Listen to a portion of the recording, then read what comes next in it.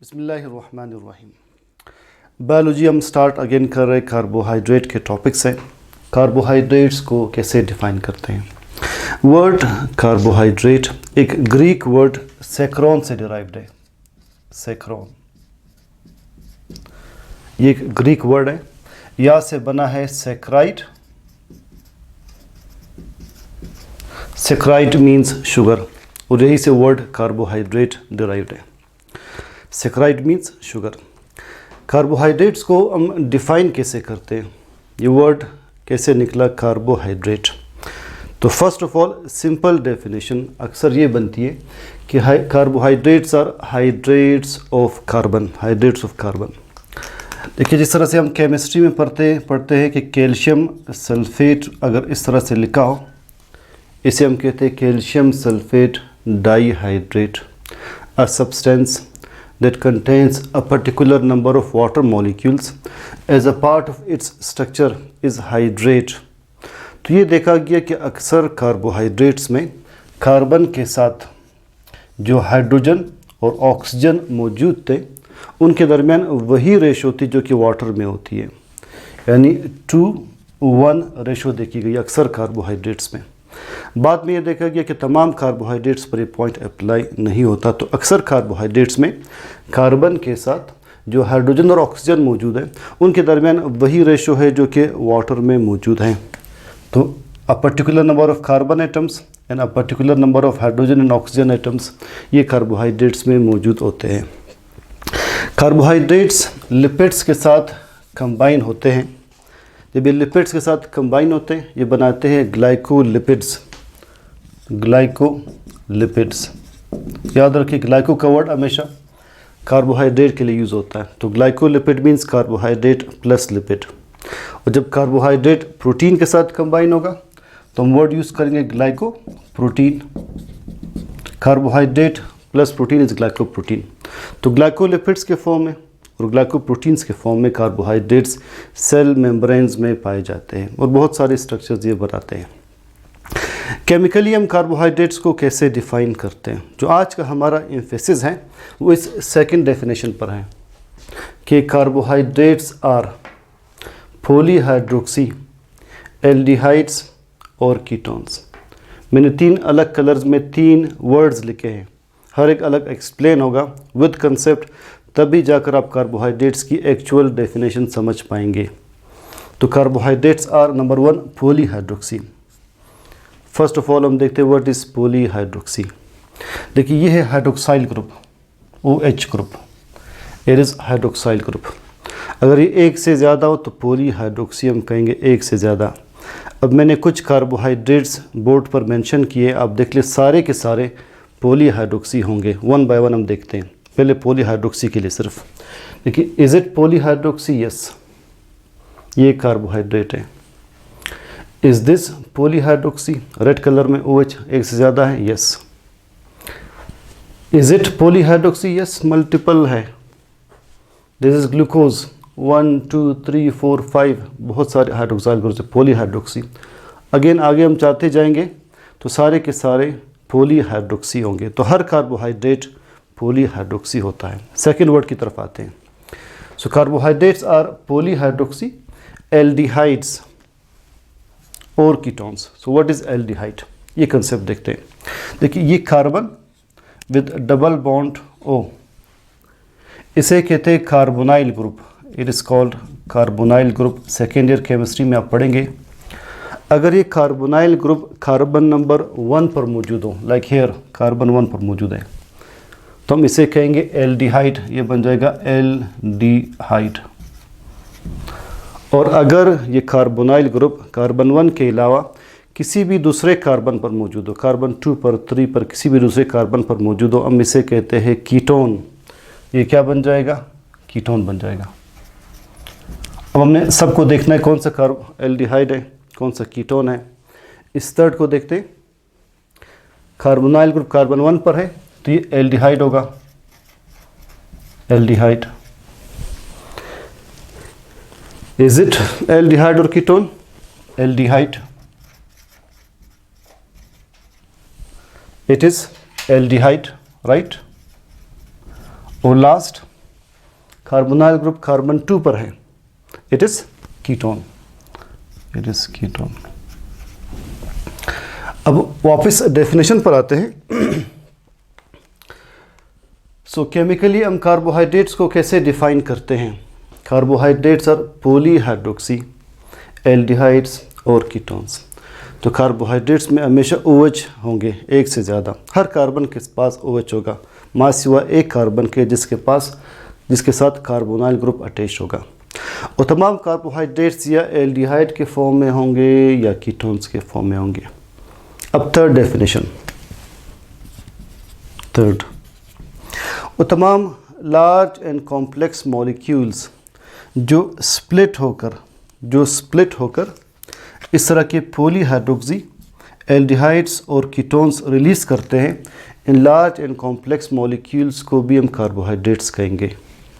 So complex substances, large substances that yield polyhydroxyaldehydes or ketones on hydrolysis, on splitting, they are also considered as carbohydrates. अब हम आते हैं carbohydrates की classification की तरफ। Carbohydrates को हम क्लासिफाई करते हैं as monosaccharides number 1, disaccharides, oligosaccharides and polysaccharides. आज हम सिर्फ मोनोसेक्राइड्स पढ़ रहे हैं, मोनोसेक्राइड्स। मोनोसेक्राइड्स वो कार्बोहाइड्रेट्स है जिनको मज़ीद आप स्प्लिट नहीं कर सकते। अब देखिए, ये कार्बोहाइड्रेट है, इसे कहते हैं डाइसेक्राइड, आप इसको स्प्लिट कर सकते हैं। ये एक पॉलीसेक्राइड है, इसको आप स्प्लिट कर सकते हैं। मगर मोनोसेक्राइड्स सिंपलेस्ट शुगर्स होते हैं जिनको मज़ीद आप हाइड्रोलाइज नहीं कर सकते, मज़ीद स्प्लिट नहीं कर सकते हैं। So carbohydrates that can not be hydrolysed any further, they are monosaccharides. इनके लिए 3 S याद रखें, 3 S, S, S, S। They are simple sugars. Simple means इनको मज़ीद आप स्प्लिट नहीं कर सकते। Number 2, they are sweet in taste. Number 3, they are soluble in water. So simple, sweet and soluble, they are monosaccharides. Monosaccharides को हम further classify करते हैं according to the number of carbon atoms. Carbon atoms की बुनियाद पर हम उनको कैसे classify करते हैं? याद रखें, the minimum number of carbon atoms in a carbohydrate or in a monosaccharide is 3. 3 से कम कार्बन्स किसी भी मोनोसेक्राइड या किसी भी कार्बोहाइड्रेट पे मौजूद नहीं है। तो मोनोसेक्राइड स्टार्ट होंगे 3 कार्बन्स के साथ। अब एक ऐसा मोनोसेक्राइड जिसमें 3 कार्बन्स हो, इसे कहेंगे ट्रायोज, ट्रायोज। एग्जांपल्स आप ऊपर देख लीजिए, देखिए 3 कार्बन्स है, इसे कहते हैं ग्लिसरल डिहाइड, ग्लिसरल डिहाइड।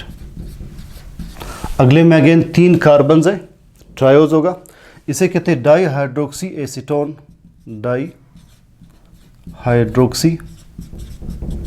एसीटोन। नेक्स्ट, एक ऐसा मोनोसेक्राइड जिसमें 4 कार्बन्स हो, उसे कहते हैं टेट्रोज। इसकी एग्जांपल है एरिथ्रोज। एग्जांपल क्या है इसकी? एग्जांपल है एरिथ्रोज।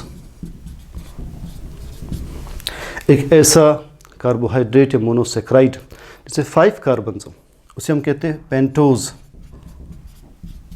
5 कार्बन्स। इसकी एग्जांपल ये है 1 2 3 4 5 कार्बन्स है, इट इज पेंटोज, इसे कहते हैं स्पेशली राइबोज। एक ऐसा मोनोसेक्राइड जिसमें 6 कार्बन्स हो, इसे कहेंगे हेक्सोज। हेक्सोजेज ज़्यादा कॉमन है, आप देख ले, ये हेक्सोज है, इसका नाम है ग्लूकोज। अगला अगेन हेक्सोज है, इसका नाम है गैलेक्टोज। ग्लूकोज और गैलेक्टोज आइसोमर्स होते हैं, सिर्फ कार्बन नंबर 4 पर इनके दरमियान डिफरेंस है। देखिए carbon 4, OH on the left, OH on the right, बाकी बिल्कुल सिमिलर स्ट्रक्चर्स आपको मिलेंगे। ये लास्ट हेक्सोज है अगेन, इसका नाम है फ्रक्टोज। तो ऐसा मोनोसेक्राइड जिसमें 6 कार्बन्स हो हेक्सोज कहलाता है। एक ऐसा मोनोसेक्राइड जिसमें 7 कार्बन्स हो, इसे हेप्टोज कहते हैं। इसकी एग्जांपल है ग्लूको हेप्टुलोज। या ग्लूकोहेक्टोज। सो नेचर में monosaccharides with 3 to 7 carbon atoms पाए जाते हैं। 3 to 7 कार्बन एटम्स वाले मोनोसेक्राइड्स होते हैं। इनको हम फर्दर क्लासीफाई करते हैं on the basis of aldehyde group और कीटोन ग्रुप। जिनमें एल्डिहाइड होगा उसे एल्डोज कहते हैं, जिसमें कीटोन होगा उसे कीटोस कहते हैं। Let's label them as aldehydes, aldoses और ketoses. See the first one, glyceraldehyde. ये क्या है? इसमें एल्डिहाइड ग्रुप मौजूद हैं तो हम इसे लेबल करेंगे एज एल्डोज। ये होगा aldose, yes aldose. Dihydroxy acetone aldose है या कीटोज शुगर है? कीटोन ग्रुप है तो बन जाएगा कीटोज। राइबोज क्या है? एल्डिहाइड ग्रुप तो एल्डोज शुगर। ग्लूकोज क्या है? ग्लूकोज में एल्डिहाइड ग्रुप है तो एल्डोज बन जाएगा। गैलेक्टोज में एल्डिहाइड ग्रुप है, एल्डोज बन जाएगा। फ्रक्टोज में कीटोन ग्रुप है तो बन जाएगा कीटोज, कीटोज। तो लिहाजा monosaccharides according to number of carbon atoms आप क्लासीफाई करते हैं और according to the carbonyl group आप क्लासीफाई करते हैं। फर्दर इनका एक फीचर ये है कि अगर आप किसी भी राइबोज को, जो कि पेंटोज हैं, इसको आप पानी में डाल दें, वाटर में ऐड कर लें, तो क्या होगा? ये इसका कार्बन 1 है, कार्बन 2, 3, 4, 5। इसका सेकंड लास्ट कार्बन यानी कार्बन 4 कार्बन 1 के साथ रिएक्ट करेगा। 1 और 4 आपस में रिएक्ट करके एक रिंग सा बनाते हैं। कार्बन 1 और 4 आपस में रिएक्ट करके एक रिंग बनाते हैं, 5 कॉर्नर्ड रिंग। इसे कहते हैं फ्यूरन। 5 से F5 से F से फ्यूरन याद रख लें। तो राइबो फ्यूरेनोज हम इसे कहते हैं, राइबो फ्यूरेनोज, इस 5 कॉर्नर रिंग को। इसमें कार्बन 1 होगा, carbon 2, carbon 3, carbon 4, carbon 5 lies outside the ring. 1 और 4 के दरमियान ऑक्सीजन ब्रिज बनता है और सबके ऊपर OH ग्रुप होंगे। OH, OH, OH, या का H, O ये है CH2OH। So whenever ribose is added to water, it forms a 5 cornered ring जिसे कहते हैं राइबोफ्यूरेनोज। अगर हम ग्लूकोज को वाटर में ऐड कर लें, इसका कार्बन 1, 2, 3, 4, 5, 6 सेकेंड लास्ट कार्बन 1 के साथ बॉन्ड बनाकर एक रिंग बनाएगा। इस रिंग में 6 कॉर्नर्स होंगे।